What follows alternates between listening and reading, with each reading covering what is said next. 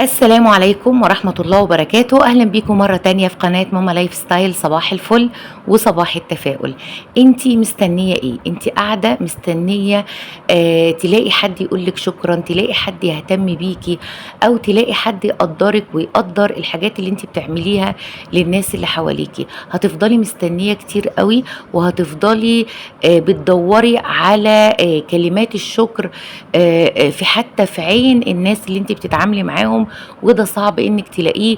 ولو ما لقيتيش ده، واكيد مش هتلاقيه، هتلاقي نفسك تعبتي وبطلتي تدي ومش عارفة تقومي بالادوار اللي المفروض تعمليها في حياتك.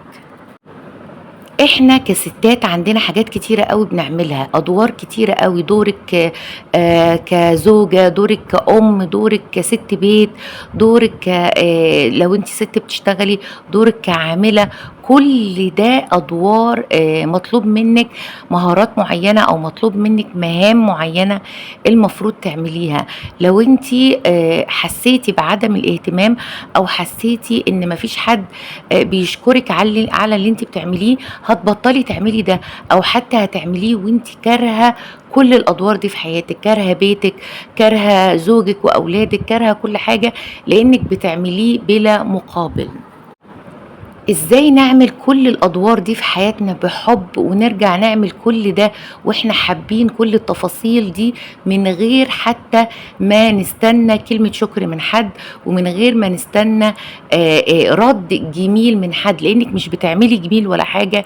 دي ادوارك في الحياة، ودي انت يعني من خلال عملك الحاجات دي بتشكري ربنا على النعم الموجودة في حياتك. الادوار دي تعتبر نعمة. نعمة انك زوجة، نعمة انك عندك بيت، عندك اولاد، عندك شغل، عندك حياة، عندك ناس عايشة معاهم. حتى لو انت لسه عايشة مع مامتك وباباكي، فدول نعمة ربنا اداها لك. كل حاجة في حياتك نعمة. الحاجات اللي انت بتعمليها ناحية الادوار دي فده شكر لربنا. فما تستنيش الشكر من حد، وما تستنيش اللي حد يقولك شكرا او يقدر اللي انت بتعمليه اكتر ما انت بتعمليه لله، وبتشكري ربنا على النعم اللي موجودة في حياتك. السر بقى علشان تحبي كل الادوار دي وما تستنيش بالفعل حد يقولك حاجة، انك تحبي نفسك الاول، انك ترضي نفسك الاول، وتعيشي حياتك الحقيقية اللي مش فارضها عليكي حد. تعيشي لنفسك، ترضي نفسك، تعملي الحاجات اللي انت بتحبيها، وتطبطبي على نفسك كده، وتدعمي نفسك اولا علشان تعرفي تدي الحب والحنان للناس اللي حواليكي. وده اللي احنا هنتكلم عنه النهاردة في كتاب Choosing Me، اختيار نفسي، انك تختاري نفسك. الكتاب للكاتبة كيلي ويكرز. الكتاب حديث جدا، نشر في يناير سنة 2024. في جملة كده على غلاف الكتاب بتقول Staying true to yourself and living the life you want. البقاء على طبيعتك، وأنك تعيش الحياة التي تريدها. كتير مننا كستات بننسى نعيش، بننسى هويتنا.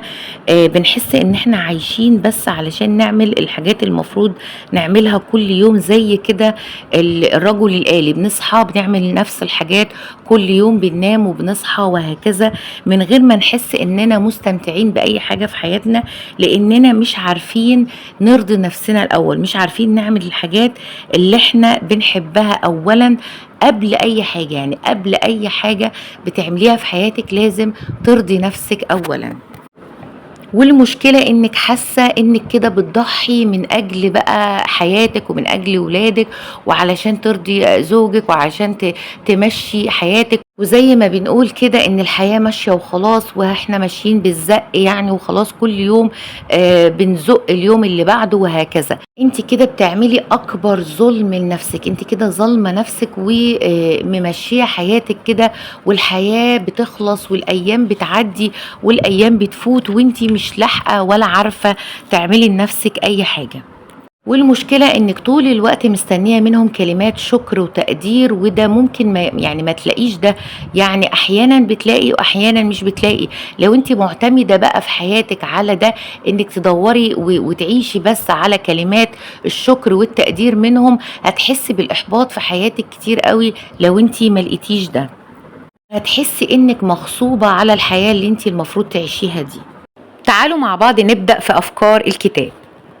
أول حاجة إنِّك الموضوع اللي إحنا اتكلّمنا فيه ده، اللي أنتِ بتعملي كل حاجة وحاسة إنِّك دايمًا مستنية الشكر والتقدير من الناس اللي حواليكِ، ليه شقين مهمين جدًا. أول حاجة أنتِ أساسًا المفروض تقومي بأدوارِك دي في الحياة علشان بس تشكري ربنا على النِّعَم اللي موجودة في حياتِك، زي ما قُلت دورِك كأم، دورِك كزوجة، دورِك كسِت بيت، دورِك كامرأة عاملة، كل ده المهام اللي أنتِ بتعمليها دي شكر لربنا، أنتِ بتشكري ربنا على النعم اللي ربنا اداها لِك، وده أساسي، وحطيها دايمًا في دماغِك، ما تستنيش الشكر ولا التقدير من حد، يعني دايمًا رجّعي النية لله، وربنا هو اللي هيجازيكِ على صيانتِك للنعمة وشكرِك للنعمة اللي أنتِ بتعمليه.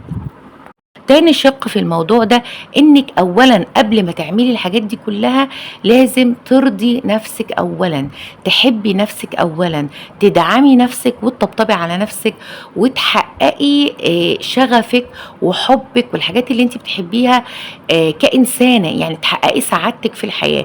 أنتِ إيه اللي بيفرّحِك، إيه اللي حاسة إنِّك لو عملتيه هتحسّي إنِّك راضية عن حياتِك، فلازم الأول تدعمي نَفْسِك وتحبي نفسِك وتفهمي نفسِك علشان تعرفي تعملي كل الأدوار دي بحُب وتقرُّب لله.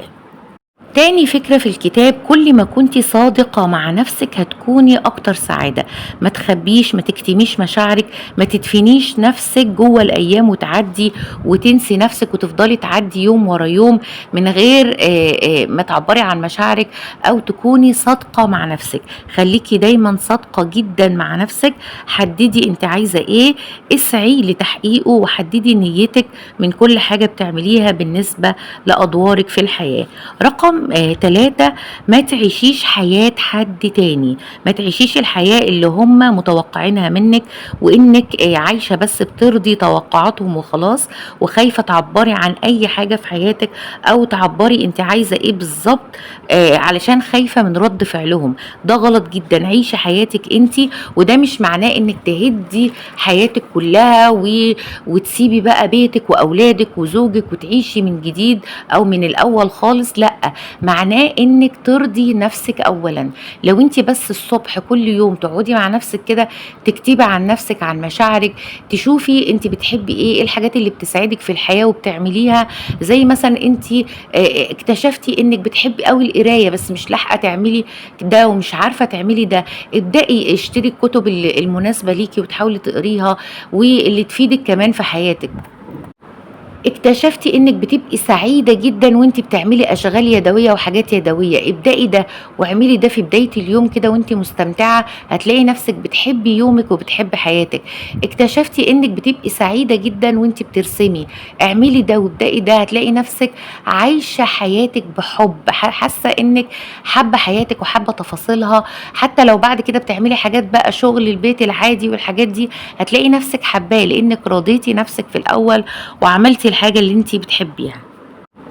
اهتمي بنفسِك أوي، وقبل ده كله أنتِ خُلقتِ لعبادة الله، فاعبدي ربنا، قرّبي من ربنا أكتر، وده برضه يعتبر أنتِ بتهتمي بنفسِك من الجانب الروحي، يعني أنتِ علشان تهتمي بنفسِك المفروض تهتمي بنفسِك جسديًا ونفسيًا وروحيًا، الروح دي محتاجة ترتاح، محتاجة تحس بالطمأنينة والإحساس بالسلام النفسي والسلام الداخلي، وده عمره ما هيحصل وأنتِ بعيدة عن ربنا، لازم تقرّبي من ربنا وتعبدي ربنا حق عبادته، وتقرّبي من ربنا بأفعالِك وأقوالِك وبصلاتِك وذكرِك شكرِك لربنا، وإنِّك تدعي ربنا دايمًا بصلاح الحال، كل ده صيانة لنفسِك برضه، لإنِّك بتقرّبي من ربنا، فده بيدّيكِ إحساس جميل جدًا بالسلام النفسي والرضا عن حياتِك.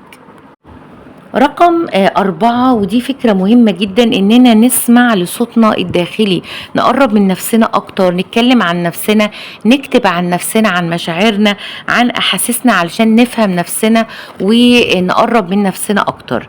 رقم 5، خدي بالك يعني من نقطة مهمة قوي، ان قربك من نفسك وانك دايما بتحاولي ترضيها ده مش انانية، ده ضرورة مهمة جدا. لان في مقولة الكاتبة بتقولها: لا يمكنك ان تسكب من كوب فارغ. يعني عمرك ما هتقدري تدي لحد الحاجة اللي هي مش عندك اساسا. علشان تدي لحد الحب والحنان والاهتمام لازم يكون ده عندك الاول. لازم تكوني بتحبي نفسك، بتدي حنان لنفسك، بتهتمي بنفسك، بتدعمي نفسك، وعندك طاقة إيجابية عالية قوي علشان تعرفي تدي للناس كل ده. تديهم طاقة إيجابية، تديهم اهتمام، تديهم حب، تديهم حنان وأمان. كل ده مش هتعرفي تديه إلا إذا انتي اديتيه لنفسك أولا.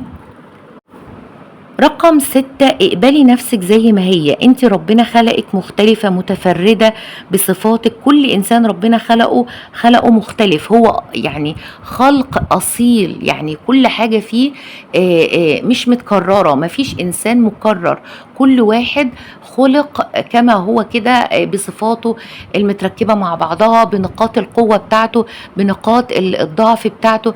احنا بقى اللي علينا نكتشف المهارات بتاعتنا، نكتشف قدراتنا، نكتشف نقاط القوة بتاعتنا ونحاول نستغلها بشكل صح، ونكتشف برضو عيوبنا، ونكتشف الصفات اللي مش كويسة اللي عايزين نغيرها، نكتشف نقاط الضعف بتاعتنا ونحاول نعدلها.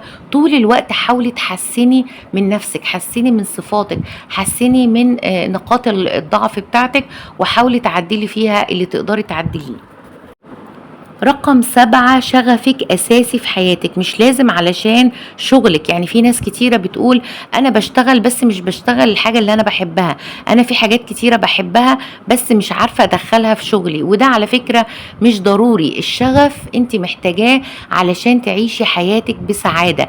أنت ممكن تكوني بتشتغلي حاجة مش بتحبيها، بس مضطرة تشتغلي علشان مثلا بيحقق لك إيه يعني اللي أنت يبقى عندك دخل كويس علشان تعرفي تعيشي حياتك بطريقه صح.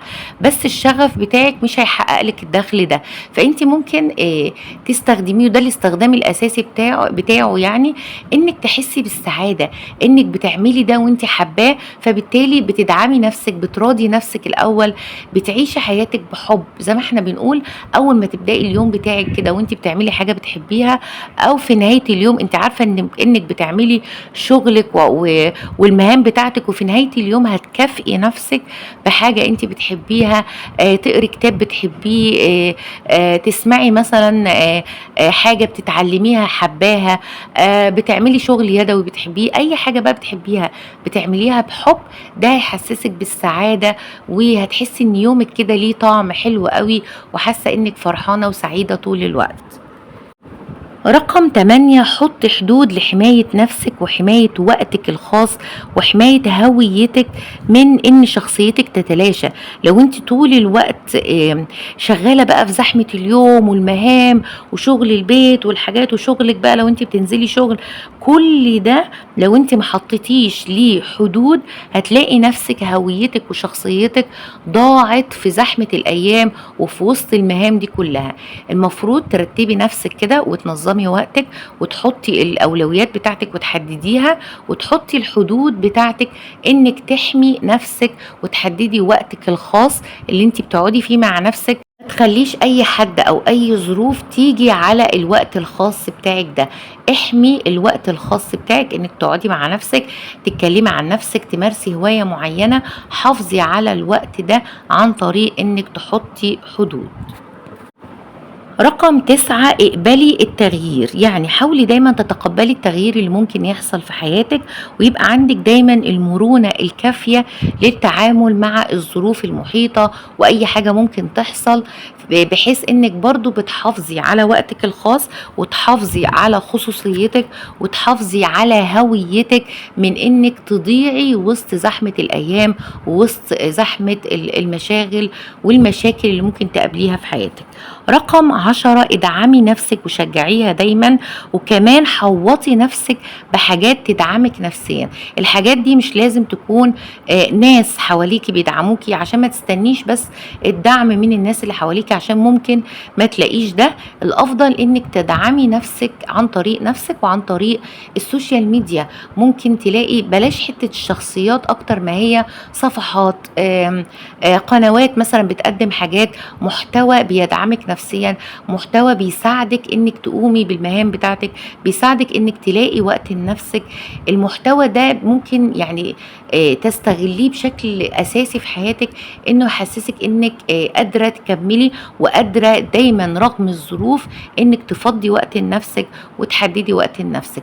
بلاش تعتمدي على ناس معينة هم اللي يدعموكي. الافضل انك تدعمي نفسك عن طريق قربك من ربنا اولا، وقربك من نفسك، وكمان تحوطي نفسك بالحاجات الايجابية، بالصفحات على السوشيال ميديا، بالقنوات على اليوتيوب الايجابية اللي تقدر تقويكي وتعدي اي مرحلة صعبة في حياتك. رقم 11 الامتنان والشكر لربنا. اساسي في حياتنا اننا نشكر ربنا دايما بالافعال وبالاقوال. يعني دايما اشكر ربنا زي ما احنا قلنا بصيانة النعم اللي موجودة في حياتك، دي اللي هي الافعال. لكن بقى كمان محتاجين ان احنا نقول لربنا دايما شكرا على كل حاجة في حياتنا. دايما نقول شكرا، الحمد لله، انا راضية بحياتي. دايما نقول الكلمات دي، هيبقى تأثيرها عالي جدا على روحك وعلى سلامك النفسي، وتحسي انك كده راضية وحاسة بالسلام النفسي والسلام الداخلي اللي يقدر يخليكي تكملي حياتك بحب وسعادة وسلام. ده الفيديو بتاع النهاردة، ويا رب الأفكار بتاعت الكتاب تفيدكم وتنفعكم. وصباح الفل، صباح التفاؤل، والسلام عليكم ورحمة الله وبركاته.